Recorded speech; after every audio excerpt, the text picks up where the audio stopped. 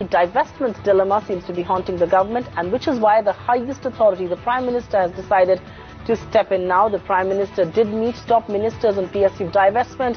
Present in that meeting were people like Finance Minister, the Law Minister, Mines, Heavy Industries and Coal Ministers. We are learned to be told that the discussion was around stake sale in PSUs like Coal India and BHEL. Let's take it across to Mrinalini Krishna, who's joining us with more details on that meeting. Mrinalini.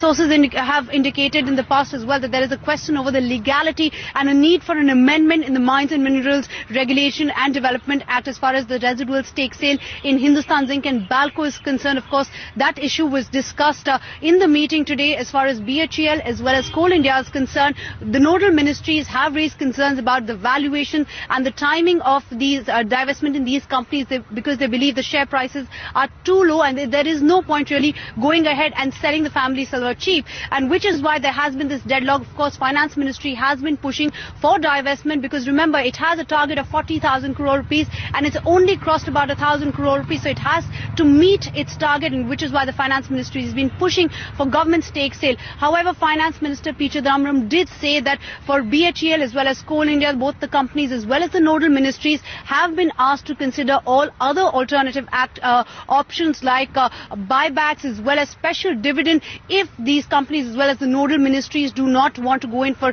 government stake sale or divestment, and which is why the ministries will have to work out a plan to alternatively raise funds and come back and submit that plan, and that will be discussed going ahead if these ministries continue with their resistance on the divestment and stake sale of government in these companies.